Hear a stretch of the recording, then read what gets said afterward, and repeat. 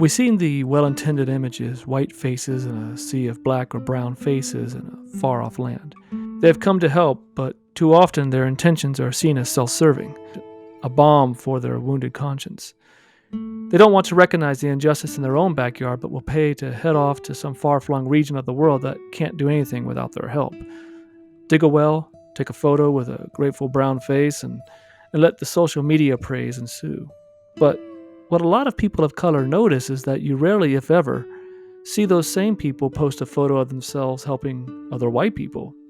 It's as if there is no place in the entire world where white people are poor or in need of help. In 2012, Teju Cole lit up the Twitter sphere after watching the short documentary Kony 2012, which is about the atrocities committed by Joseph Kony and his followers in Uganda. What he had to say led to a lot of hand-wringing as he laid out 7 points of the white savior complex. Quote, "From Sachs to Christoph to Invisible Children to TED, the fastest-growing industry in the U.S. is the white savior industrial complex. What is the white savior complex? And is it necessarily a bad thing?" This is Loki Mulholland, and it's time to get uncomfortable. We're joined today by freedom rider and civil rights activist LeVon Brown. Hello, LeVon. How you doing? Hi, Loki. How are you? Doing good. So, the white savior complex. You ready for this? I know, but let's give it a shot. All right. To many white Americans, helping people of color has become a damned if you do and damned if you don't sort of proposition.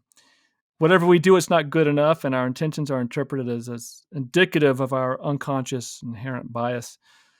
What's wrong with helping people, even if they don't look like you?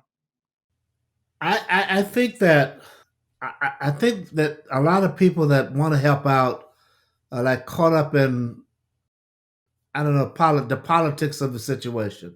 For instance, I know that some people who go to South Africa or Kenya or any number of places who are white really just want to help out, Mm-hmm. and I think that they get sort of grouped with everybody else who goes because they feel good.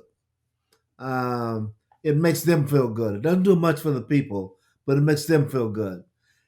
Well, the people who want to do well they get trapped with the people who really want to do it for themselves. Mm-hmm. I was one of the jobs I had was jobs. One of the tasks I had was interviewing med students who were going to med school, Mm-hmm. and there are a lot of organizations now who go to Africa or South America or wherever, mainly to help the students.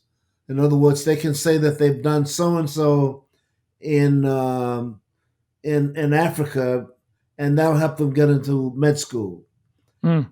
They really aren't doing it for the people in the country. They're doing it for themselves. Right. They're organized to go to help get into the med school. There are people, on the other hand, who they go to help out. Right. They go because that's the place to go to help out. I don't know, mission. I don't think of much of missionaries, but there are people. I have friends who have gone to places, who have come up in places, and they help people that just happen to be another color, Right. and they do it there rather than here because, quite frankly, very often when it gets done here, it doesn't have the same impact, and people don't appreciate it as much. Um, and we tend to go what's simple to do. So the people who go to dig wells or to plant gardens or to do whatever, they really just go because it's easier to plant a garden than it is to take on GMO foods, for instance. Sure. There are a lot of reasons why people go, but they all get trapped into this. Uh, they get labeled that they're doing it for themselves. Some are, but some aren't. They're just good people. Yeah. But again, like you said, they get labeled. I mean, some have said this is like tied up in the history of colonialism, where in European countries we're civilizing, the savages of Africa, those sort of things. Sure. Is there something in our subconscious that that is part of that? I think so, but it's sort of, I don't know. I guess it is. But you'll get black organizations that will go over to Africa, right, Yeah, and go and do the same thing, but they're not being and they'll take the same photos, but suddenly it's different.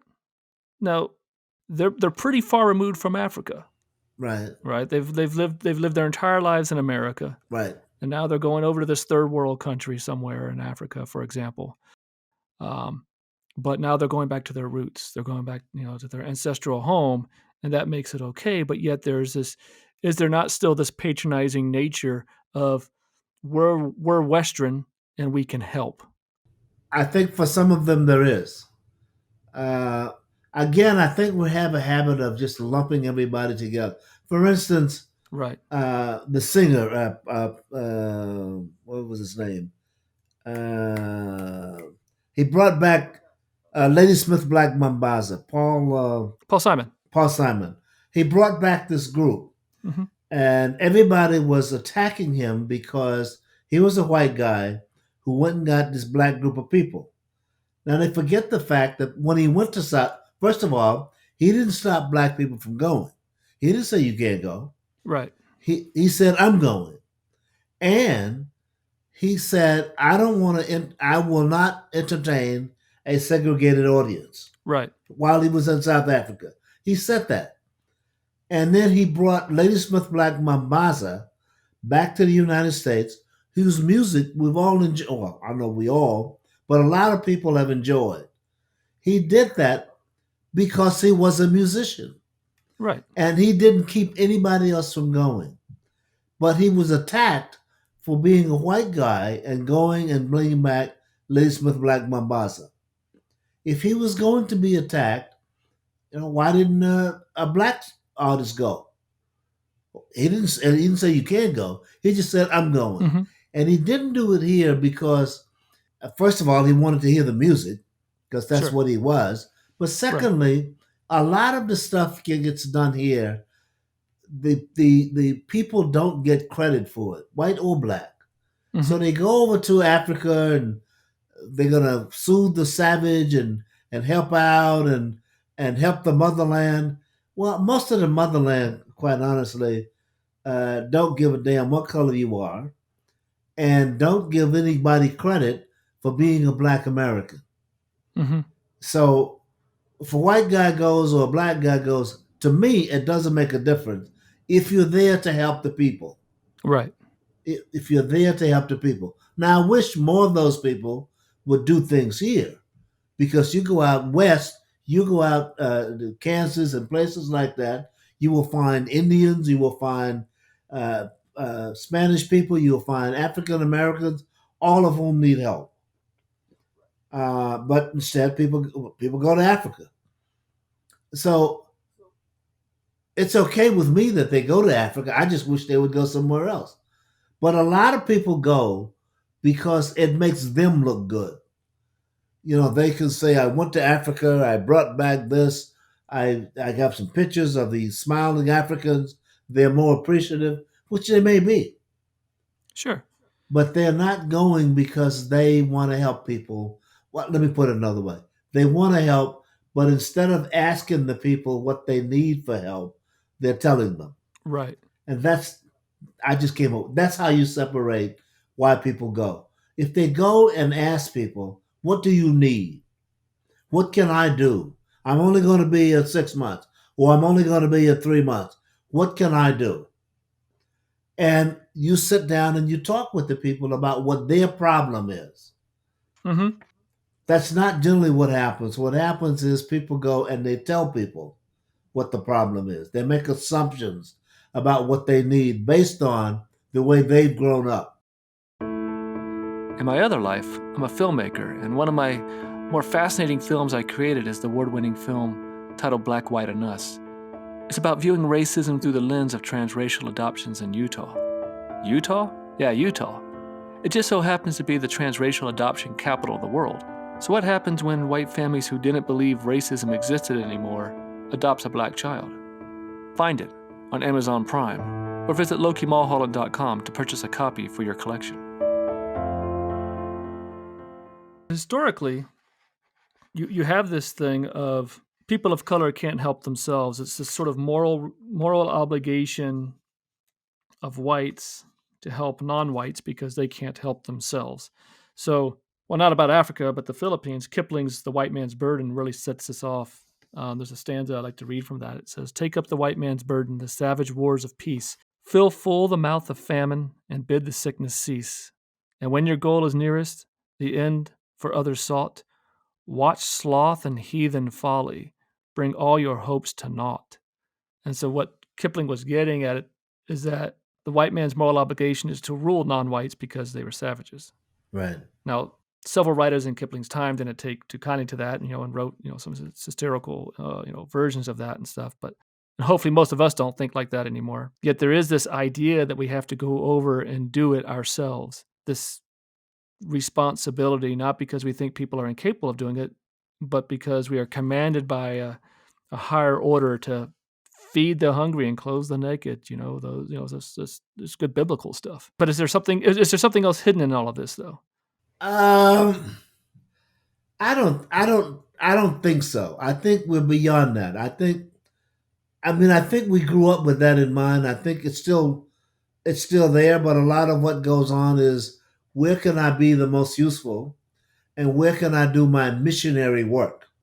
So when they do them, I can't say missionaries because generally it's not about the people. It's about telling them, come to Jesus or come. You got to do this.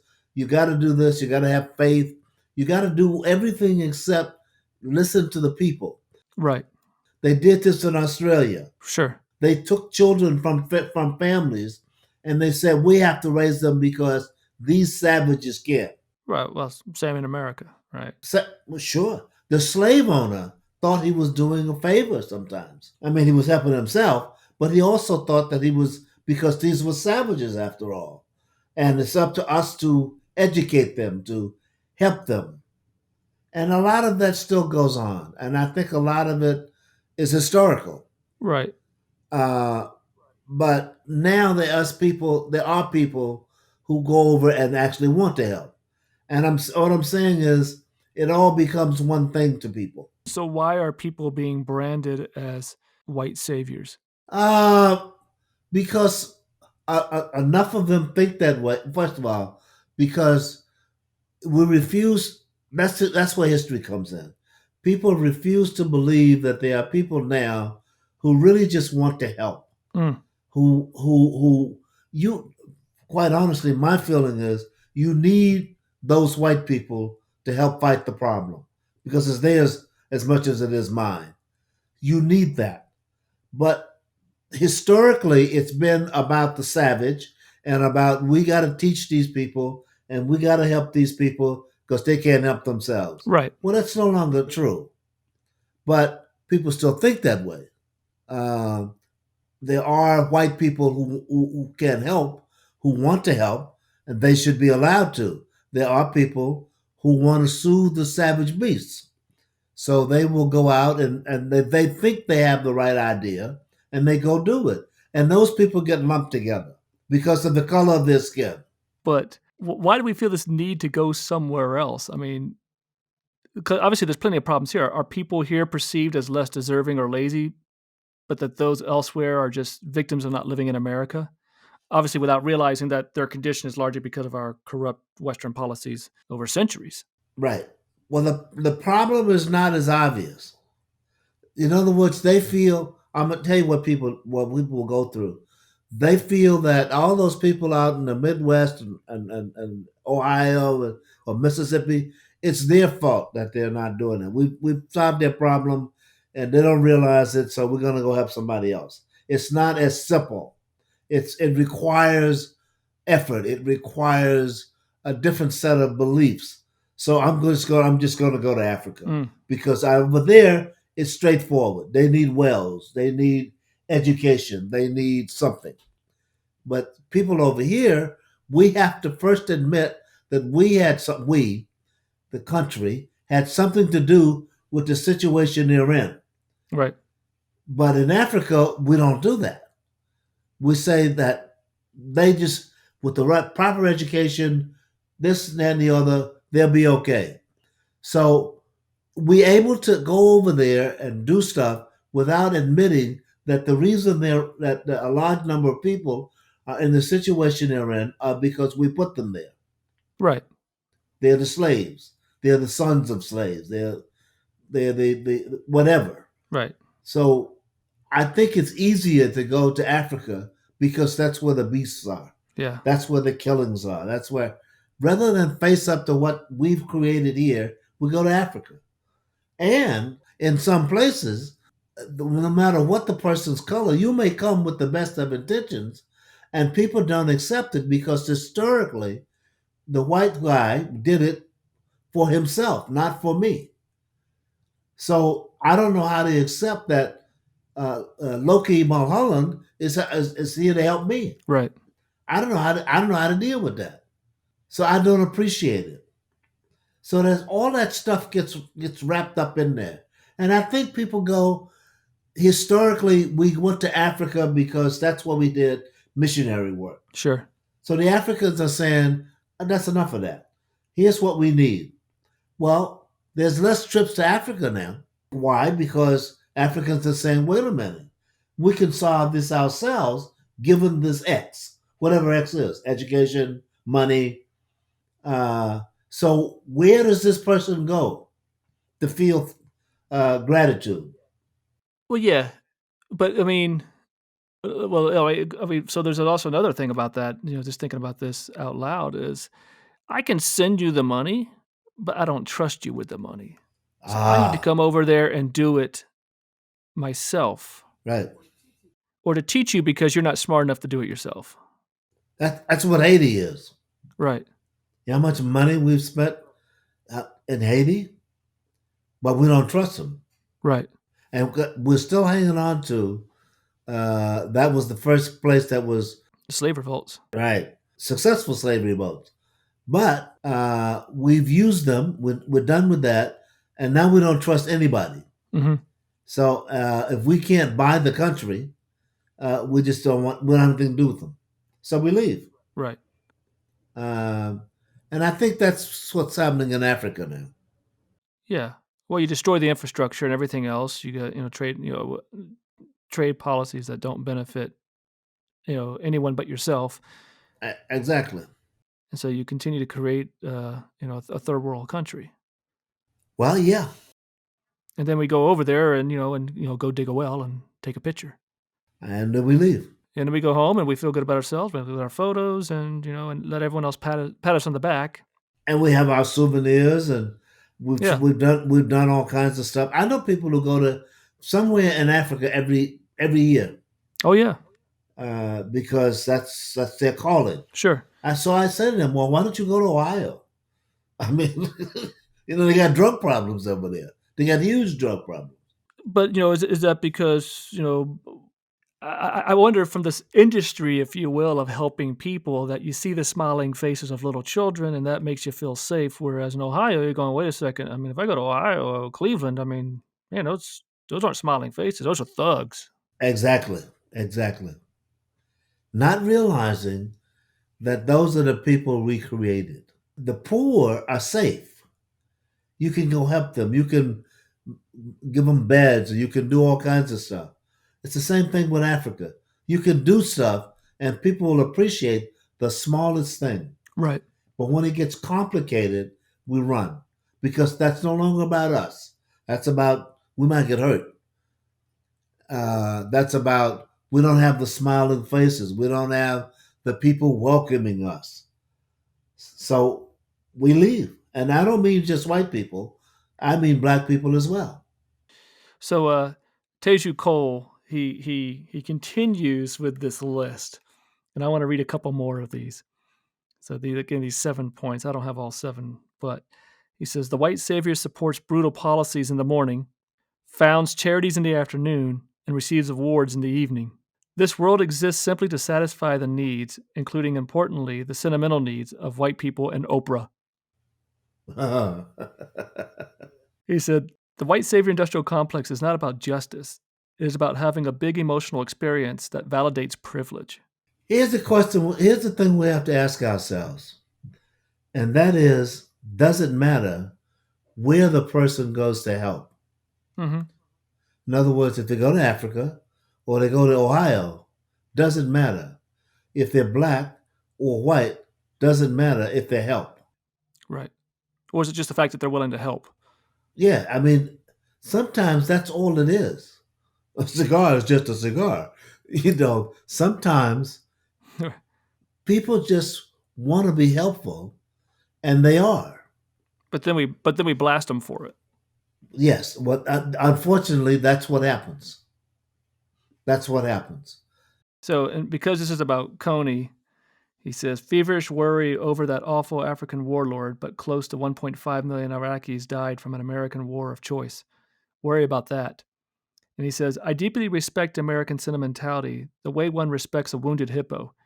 You must keep an eye on it, for you know it is deadly.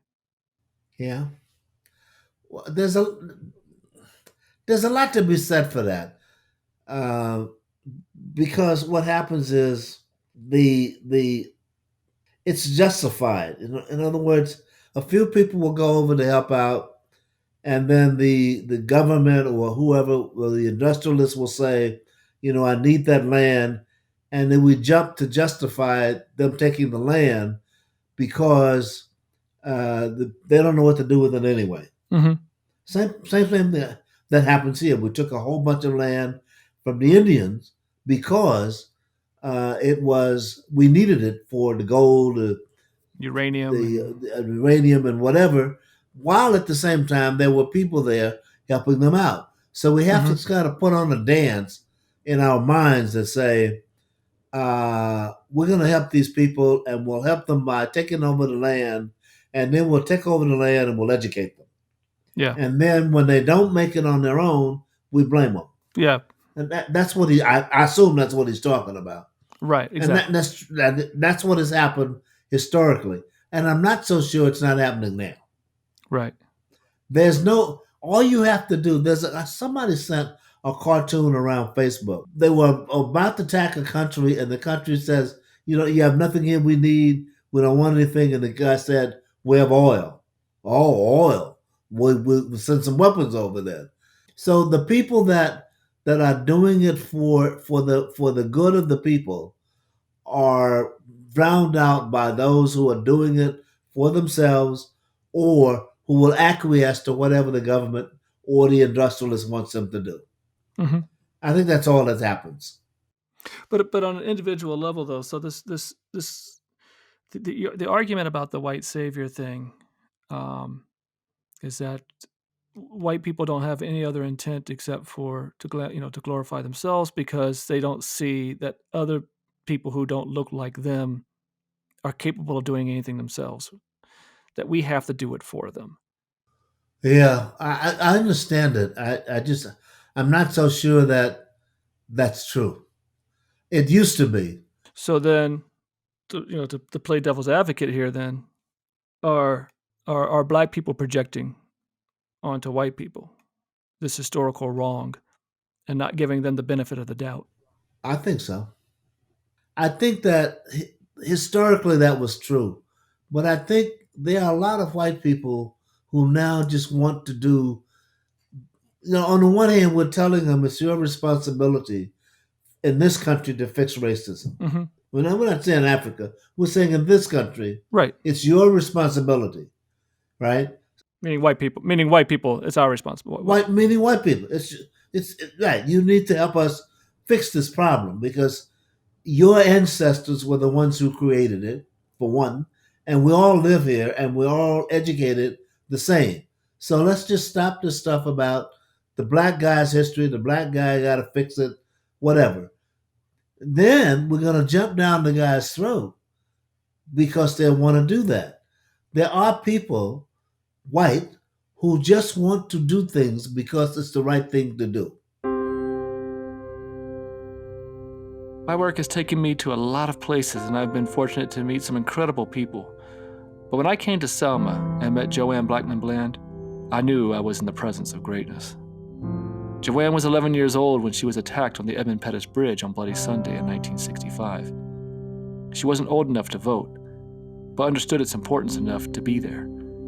After Selma is an in-depth look at how our right to vote has eroded since the signing of the 1965 Voting Rights Act. The fight for the right to vote continues. Get informed. You can find After Selma on Amazon Prime or visit LokiMulholland.com to purchase a copy for your collection. So my mom would say that she never invited herself into a situation or inserted herself into one. So, for example, coming to Tougaloo College, there was a discussion because she was motivated by the idea of that integration should be a two-way street. It shouldn't just be a bunch of black students, getting hell. After what happened to Charlene Hunter Galt and Hamilton Holmes at the University of Georgia, that Chuck McDew was like, well, why don't you apply to some HBCUs? Go down to Mississippi because the students haven't started anything. We haven't heard anything from the students down there, and of course, sure you guys felt differently, of course, but so every single time it was an invitation. She didn't come in and said and imposed her will as the white person coming in and saying, "Okay, I know how to do this." Right. And that's her interpretation. But you'd see that, I'm sure, wherein white people would feel this need to be the ones to start to take control or to try to, had their ideas on how to do this. You see this with men a lot, where when a woman starts talking, like in a boardroom or whatever else, a man will quickly insert his ideas. Right. So was that did you see that? Was that an occurrence that would take place, or was that just more of a territorial sort of thing? Yankees coming down or people who were Yeah, it was not. It was not because the person was white. It was because, well, most of the people who were involved in the civil rights movement in the beginning, other than the freedom rides, most of them in the beginning were black, but they were elite blacks, meaning they were in college, the best colleges, either black colleges or white colleges. There was Yale. There was all kinds of stuff with people going on, and they felt that they had the right idea. hmm And anything that was said outside of that, or in addition to that, was just people that didn't quite understand what the struggle was about. you guys were And country some, bumpkins and didn't understand the right, complexities of life. absolutely. We might not have, but we did understand Mississippi, and we wanted things to change. And the lives that you're giving up is our lives. Right. So we ought to have something to say about our lives. So, yes, we ran into that. And a lot of people that left the South came back. I think the ones that came back to stay they realized that they had to get past that. So a lot of the leadership, we had a lot of problems because a lot of the leadership was angry and became angry because of this attitude. Stokely Carmichael. Stokely had ideas about what should happen. They weren't mine, but they were his. Stokely was believed in Pan Africanism, Sure. and Stokely wanted, you know, Africa. I know it's not my thing, but anyway, that was his. Right. So my feeling is he broke up what could have been a good thing because he told all the white people to go home. Right. There weren't that many of them, but the ones that were there, he told them to go home or go work with other white people. Right. Some people thought that was the best thing to do.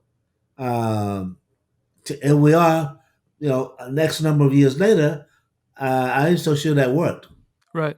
So in media, we also see this white savior complex. So one of the great examples that people like to use that's skewered a lot is the movie The Blind Side, Ah, okay. which Sandra Bullock won an Oscar for her portrayal of this rich white woman who helps a black kid who comes from the projects where drugs and guns are rampant. And he's like living under a bridge or something. And he's not that bright, right? I Right. mean, it's all the tropes, but he knows how to pound the crap out of people on a football field.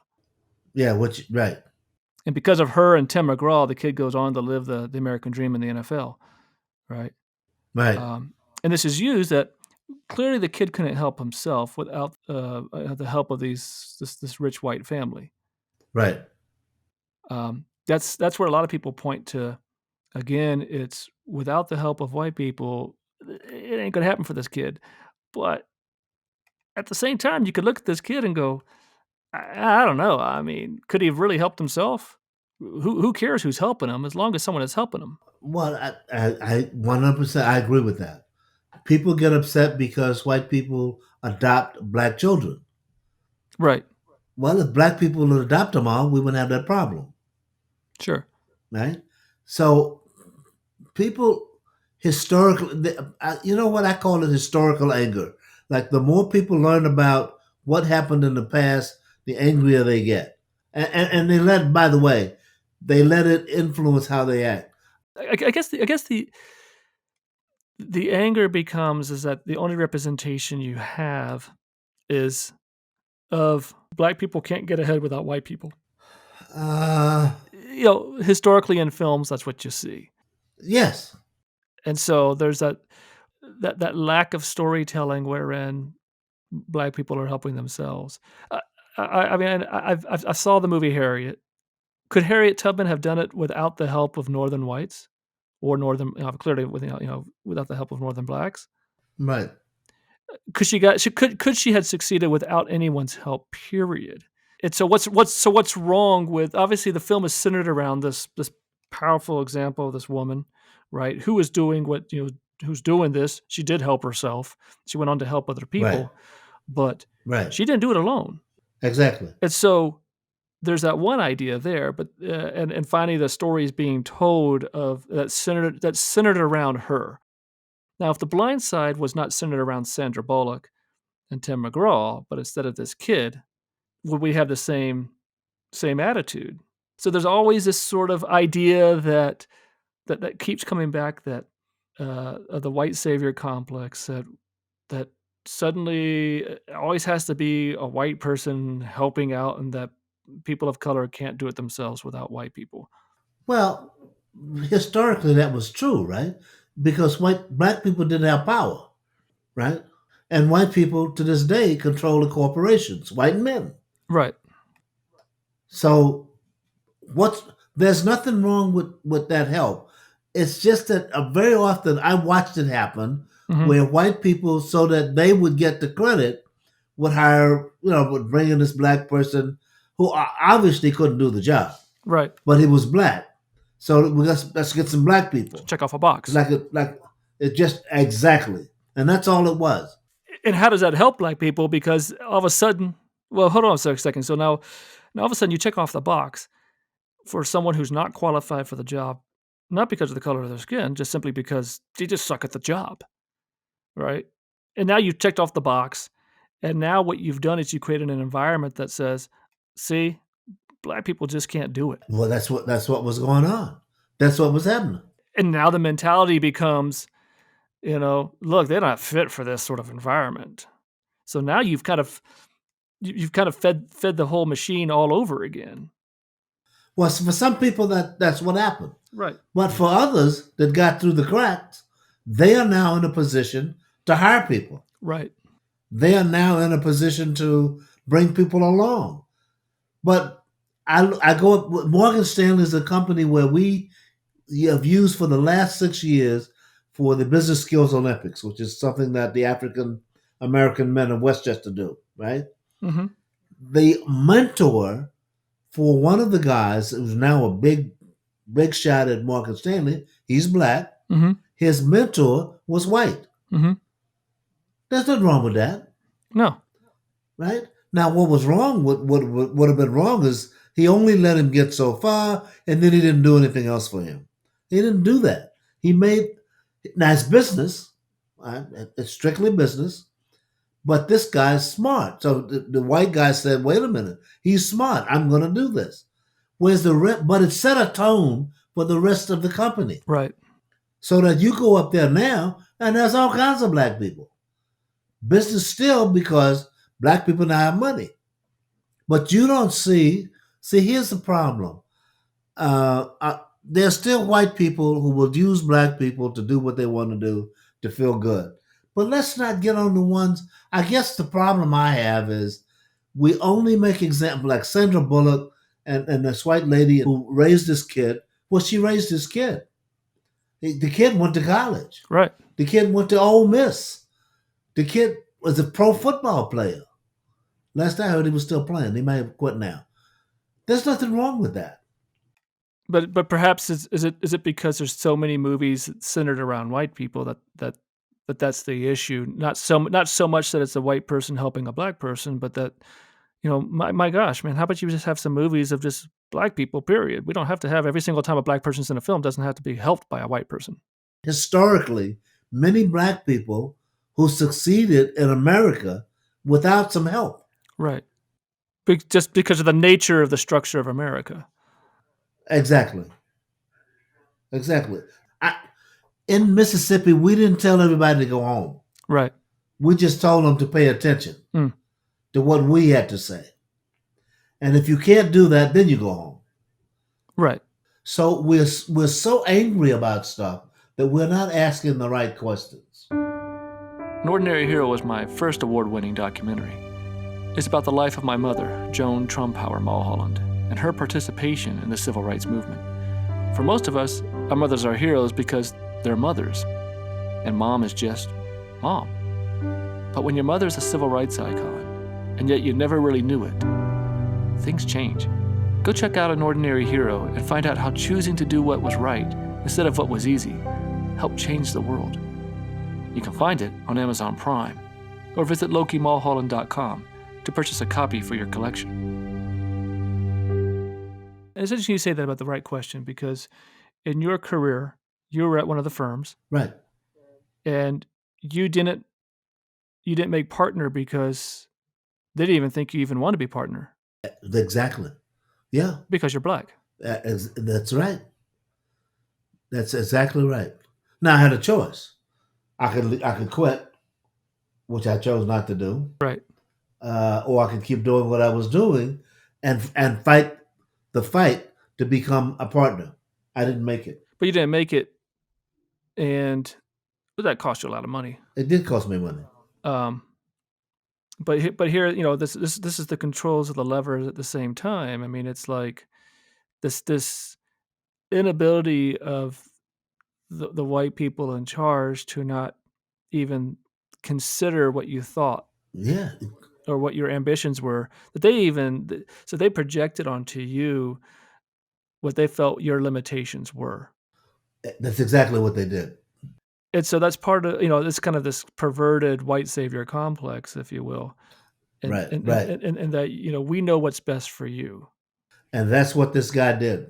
Right. And the only way to save you, is we're the only ones who can save you from you.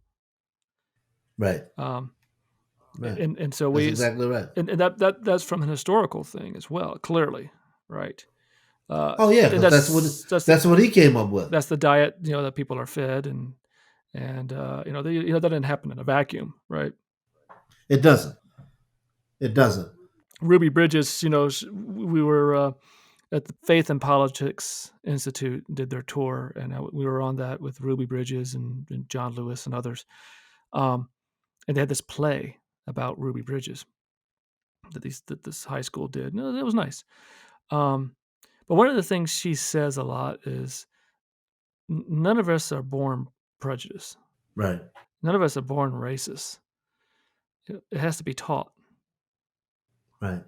And clearly we know that society is teaching that. Sometimes it's parents teaching that, not even knowing they're teaching it because it's just what they were taught. Right. And it's those biases and everything else that comes into that.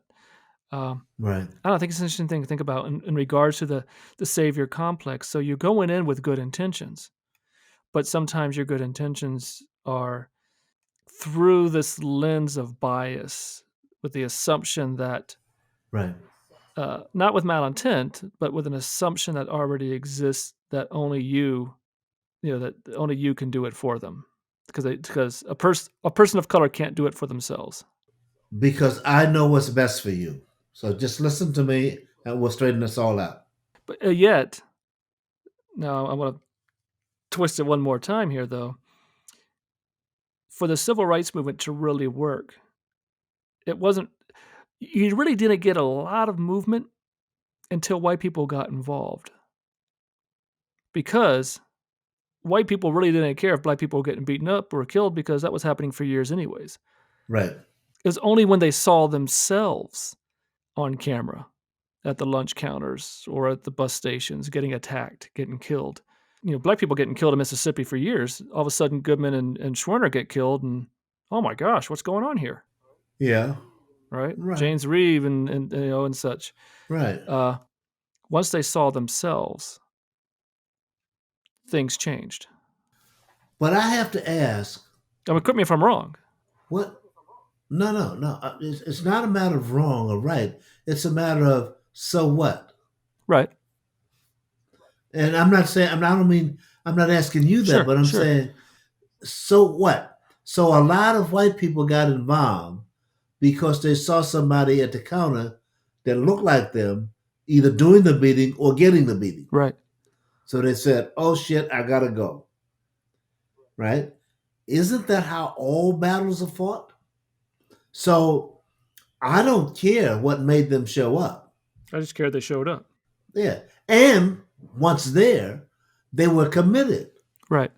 They didn't come in, most of them didn't come in with, I have an idea how to fix this, I know what to do. They know that they can get killed. They didn't know it at day one, they knew it day two, and they stayed. Those are the ones, I mean, so who cares? Who cares? I don't. I mean, people do, but I don't. Right. And I think a lot of people look for reasons for a white person to act. Mm-hmm. But when I look for those same reasons for upper and middle class black to act, then it's all shucks. Well, that's who they are. Mm-hmm. So what is it that says I gotta like this black guy Right. because he's black, or people who say politicians we need more black politicians? Well, we know that we had some black politicians. They were Republicans, but we had them. Bush had more than anybody. They were black. So what do you mean when you say, I want more women, or I want more blacks, or I want more whites? You want people like you. So I get upset at people looking for reasons to dislike people. Maybe a lot of them came because they just wanted to. Want a great way to help a worthy organization and educate children about the civil rights movement? Visit our foundation, the Joan Trumpauer Mulholland Foundation, at thejtmfoundation.org. That's thejtmfoundation.org. thefoundation.org. We are a 501c3 established to help end racism through education. A $5 monthly recurring donation will provide curriculum for 30 students. As my mother used to say, I can't do everything, but I can do something, because doing nothing is not an option. If you have wanted to help in this cause, but didn't know how, now you can. The Joan Trumpauer Mulholland Foundation at thejtmfoundation.org. Instead of just merely, I want more people who look like me, why don't it just be you? You want people to look like you up there? Make sure it's you up there. Make sure you're the one who is the politician, or you're the one who's, in the movement, or whatever that cause might be. Instead of saying, I want more people, more black teachers, well, why don't you be that black teacher? Yeah. Why don't you make the sacrifice? Why don't you be the example? And in whatever space that might be, instead of waiting for others, be that person Right. that you want other people to see. And that happens to be a good point. Now, personally, I tried to be a teacher. Turns out I can't be one in New York. Right. Well, because of your record? No, because I never went to college. Oh, yeah. Well, there's that. I went to graduate school. Okay. I skipped the 4-year college I didn't go to, but graduate school I did. Mm. And I have a master's degree. But I can't teach in the state of New York. But anyway, you're right about that, but that's not, we sort of give secondary value to some of those. To teachers, we give secondary value. Right. What's more important is the businessman. Yeah. What I'm saying is, if a person is willing to make the leap, whatever the leap is, Mm-hmm. I don't care what color they are, Right. because they will do the job that I want, that I can't do. I don't have to agree with them 100%. Right. Right? The people that you made the film about, that where the white people adopted a black kid, Black, white, and us. Yeah. that might be a good thing for the kids, Mm-hmm. because I'm listening to those people and I'm saying they're trying. They love those kids and they're willing to go through all this angst to have them be alive. So how dare somebody come to me who's black, say that, well, they're not black, so they shouldn't be adopting black kids? Right. Why not? Why not? They're doing what we asked them to do. They are involved. Now, if they raise the kid to be a Republican, we don't like that. But the bottom line is they can be whatever they want to be. Yeah. So it's we're asking, on the one hand, we're asking people to get involved, and on the other hand, we're mad about it. You should be mad about somebody who goes to Africa to get the pictures, or goes to Africa in one of these medical programs, because it's all about them. It's not about the children. It's not about the adults. But there are some, I don't know how many, but there are some who do it just because they think it's the right thing to do. Yeah. So, and it's interesting you say that because I was part of what Ruby Bridges said was, if you are about good, then I want you on my team because I don't care what you look like. Well, that's what it's about. Yeah. That's what it's about. That's what we need to learn more and more. I had an argument the other day with the woman that takes me, to and from therapy. Mm-hmm. I said, we are in the habit of defending the black people who commit crimes, who beat on women, who beat on children. I says, let's stop that. And I know why we do it. We do it because of color, because that used to be the only time that we ever saw in the press a black face Right. Was doing when they something did wrong. something wrong. Right. Right. Or they were an athlete, or they were whatever. So let's stop that. If they're wrong, they're wrong. We've reached that point. But if we keep defending those people, then we think that everybody is out to get us. I don't think that. Yeah. We have to make that distinction. So let's not ask the people, white people, to be involved because it's our problem, and at the same time criticize the ones who are on our side, the ones who set out to do good. How are they going to know what we consider good if we don't tell them? Right. So we have to tell them. They don't know. So don't invite him to the table and then say you can't eat. Well, I like that. I like that phrase. I like that. Exactly. So at the end, I mean, just obviously, I mean, there's so much to go on with the white savior complex. It's you'll know them by their fruits, right? Right. And most of the people who go to Africa or Asia or wherever, and they go for themselves, they have produced nothing, and you can point to it right away. Right. Right. And so the idea of even putting out this notion of the white savior complex is more to kind of I don't want to say put people on alert, but is to remind white people that, look, if you're going to go do something, do it with the right intent, and don't do it with the idea that you're saving people, that people can't help themselves. Go there to be a part of the process, not the solution itself. Correct. Absolutely. Absolutely. Well, Levon, as always, we're not solving the world's problems, but we're doing our part to at least, pontificate and add our 2 cents to it all. I think so. I think more and more people are now listening to us. So let's hope they talk to their friends. And Yeah.